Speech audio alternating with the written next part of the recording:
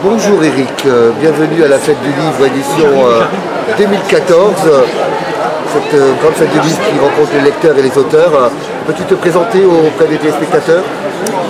Salut Régis, écoute, je m'appelle Eric Maravellias, voilà, j'ai écrit un livre qui s'appelle La Fossoyeuse et qui est sorti à la Série Noire aux éditions Gallimard.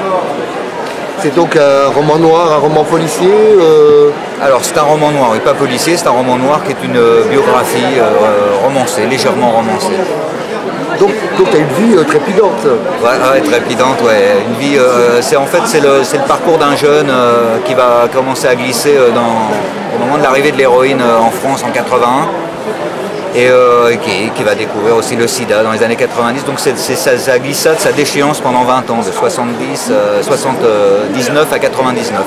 Quelque part, cet ouvrage, il est fait pour réveiller les consciences, sauver les vies.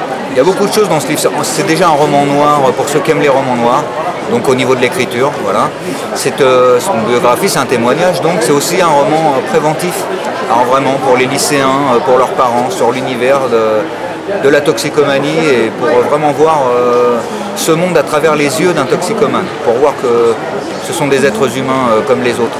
Voilà. Tu disais tout à l'heure que tu faisais du roman autobiographique, donc quelque part tu as été un peu trouvé en face de cela en tant que peut-être parent ou proche ou dans ta jeunesse?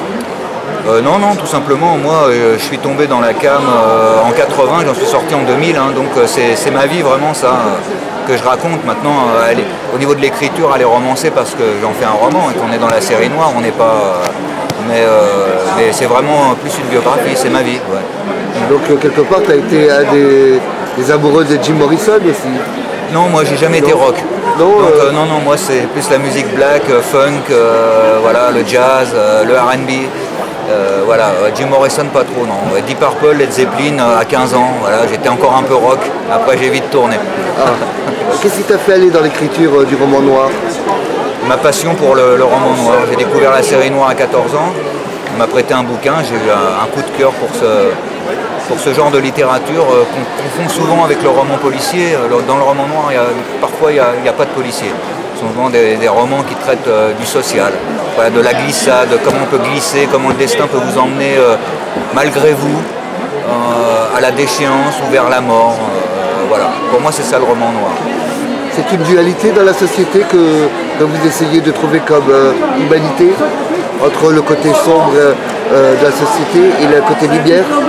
Oui, vraiment, ouais, c'est bien vu parce que c'est vraiment ça. Moi, personnellement, on me le dit souvent, je ne suis qu'ambivalence. Alors effectivement, oui, cette espèce d'alternance entre la lumière et les ténèbres qui nous font apprendre, qui nous font avancer. Ouais. Pas de lumière sans ténèbres. Justement, vous avez choisi une grande maison, Gallimard. Ils m'ont choisi. Ils vous ont choisi, justement, c'est encore plus beau. Cette plume, elle est venue, ces mots, quand vous les créez, cette atmosphère, elles viennent un peu d'inspiration, comme au cinéma. Vous avez des auteurs qui vous ont marqué? Oui, effectivement, j'ai des auteurs qui m'ont marqué. Alors, par contre, c'est mon premier roman. Comment dire, avant je n'écrivais pas de prose, j'ai été musicien longtemps, donc j'écrivais beaucoup de musique, de chansons, de poèmes. Et ça c'est venu peu à peu. J'ai mis ce roman sur le net, comme je le dis souvent, il était en lecture libre. Et peu à peu j'ai eu des retours qui étaient vraiment dithyrambiques. Et je me suis rendu compte que je pouvais allier la poésie que je faisais d'un côté sur ce site et le roman noir. Parce que ma vie a été effectivement très noire aussi.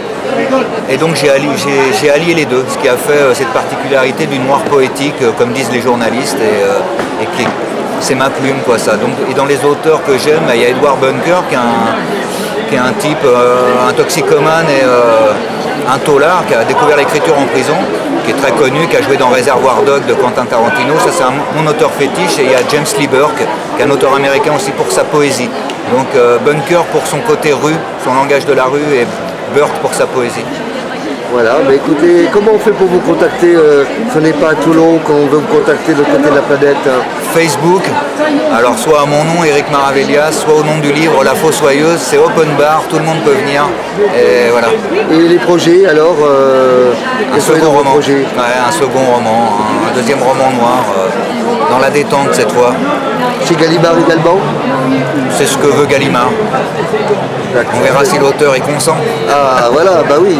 Non, oui, je pense que oui. Et votre rencontre avec les lecteurs, les lectrices, quelles sont leurs interrogations quand ils vous rencontrent, ils vous découvrent? Ouais, ben, ce que vous voulez, la particularité de ce roman, c'est que pour un premier roman, il a eu toute la presse française, la grosse presse française, la majorité des blogueurs.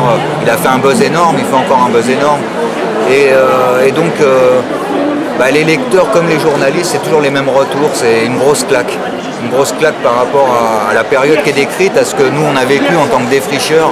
On ne connaissait rien, nous, à la toxicomanie, aux produits, donc on a vraiment morflé avec le sida, avec les seringues qui n'étaient pas en vente libre. Donc une grosse claque à ce niveau-là, et puis surtout au niveau de la poésie et de l'écriture dans ce livre. C'est très rare d'avoir un livre aussi noir et en même temps aussi poétique, si vous voulez, au niveau de l'écriture et du style. On risque de voir cet ouvrage sur les écrans noirs? Écoutez, beaucoup en parlent, on verra, comme disent certains de mes potes, Inch'Allah, voilà, ou si Dieu veut, j'espère. Avant de vous quitter, un dernier mot, un message pour quelqu'un qui vous est proche, votre famille, vos amis, ceux qui sont dans votre cœur. Ouais, alors dans ce cas, un message pour mes parents qui ont toujours été là pour moi, ça sera bien les seuls, et voilà, je les aime, et puis bientôt ils seront plus là, donc on va essayer de profiter au maximum du temps qui reste. Écoutez, on vous remercie infiniment et on vous souhaite une excellente fête du livre, édition 2014. Bienvenue à Toulon, bienvenue à la fête du livre. Merci Régis, c'est moi qui vous remercie.